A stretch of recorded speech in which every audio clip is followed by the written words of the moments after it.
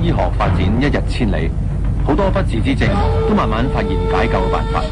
但係不過少少嘅一條頭髮，就足以令整個西方醫學完全投降，令到千千萬萬人煩惱不堪。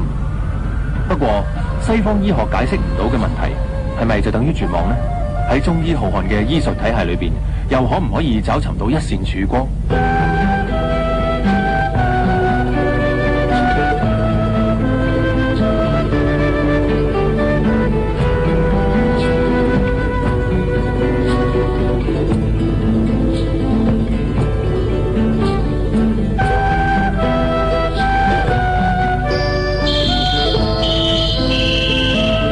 西醫眼中，脫髮係生理上嘅自然現象，並唔算係一種疾病。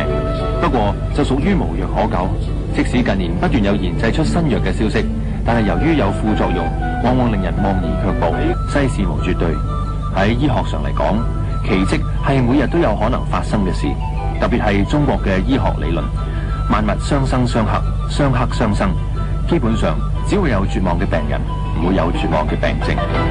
已經50幾歲嘅方先生夫婦就係好幸運嘅例子，佢哋揾到一個成功生翻頭髮嘅辦法。你以前脫髮係咪好嚴重㗎？係啊。喺邊度甩頭髮啊？呢個兩邊咯。額角。呢個兩邊咯。而家係咪已經出翻啦？出翻啦，而家好多啦。用咗幾耐先有效咧？差唔多5、6個月啦。你覺得效果好好？幾好啊！你自己以前譬如話甩頭髮嗰個問題嚴唔嚴重啊？都幾嚴重㗎。一洗一次咧，起碼都有成20-30條呢度睇一頭髮甩咯。咁你自己你係邊一種啊？你係中間譬如話地中海嗰啲定係話？多數係中間呢度咯。中間中間位。以前比而家嚴重幾多咧？以前係咪直情係睇到啊？好明顯咁睇到係。都睇到。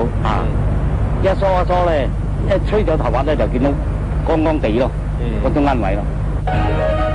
對於今年先至30幾歲，已經甩咗成8年頭髮嘅吳先生嚟講，能夠生翻頭髮，對佢自己更加係好大嘅驚喜。你以前嗰個禿頭嘅情況係有幾嚴重？以前即係中間嗰度光晒，即係直情地中海，係咯，即係一條毛都冇。冇㗎，直情白色㗎啦。白色㗎啦。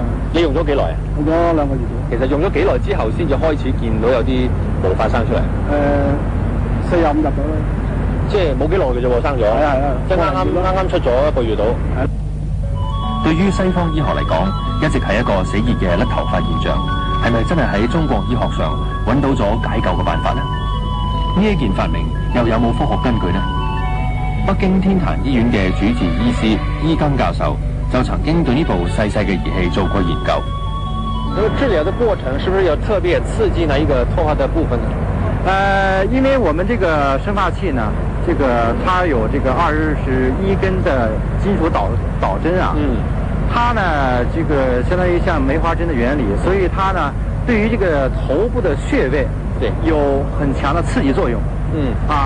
通過刺激這些穴位呢，可以呢經過這個經絡的感傳啊，影響到全身的經絡，使我們的神經體液啊恢復到正常的狀態，使我們的頭髮能夠長出來。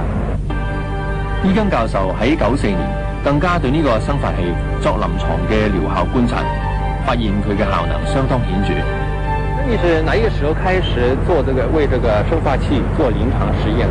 我們在1994年就開始做這個健腦生髮器的臨床實驗結果怎麼樣？我們做了一下這個統計啊，我們做了168例臨床病例了。那麼話，其中有92例是屬於是治療各種脫髮了。那麼話呢，治療這個斑禿啊，還有早禿啊，有很明顯的效果。我們經過統計啊，它的有效率是佔96%左右。對只有4%是效果不很顯著了。部原本由軍部開發嘅儀器，原來喺國內都攞過唔少獎項。這兩個獎呢，第一個是1997年中國保健品技術展覽會金獎，第二個是首屆中國金獎技術與產品博覽會金獎。這兩個獎在國內是不是很有代表性、很有名？這兩個獎是在中國國內是屬於比較高的獎項。不過呢部儀器亦有佢不足嘅地方。好似話年紀太大或者脫髮時間已經太長，頭皮表面毛囊已經枯萎，都好難再生翻頭髮。即使年輕嘅病例，由於有啲係病變性脫髮，最後能唔能夠生翻頭髮都係因人而異。為咗求證一下呢一部以中國梅花針原理製造嘅儀器係咪真係有生髮嘅功能，我哋揾翻阿 Dixon 同阿 Ray 呢兩位飽受脫髮困擾嘅年青人嚟試用。你對呢個生髮器有幾大嘅期望？希望佢可以做到啲咩嘢？希望佢可以幫我即係冇頭髮地方可以生翻啲幼嘅頭髮，再生翻粗啲咁樣啦。你要去到咩地步你先會覺得滿意？即係你要完全好似翻到以前咁樣啦，定係點樣先滿意啊？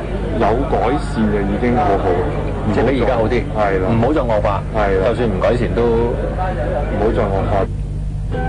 究竟呢部生髮器係咪真係可以幫到佢哋？經過一段時間試用之後，如果真係見效嘅話，呢個當然唔單止係佢哋兩個嘅喜訊，更加係全世界千千萬萬脫髮者嘅好消息。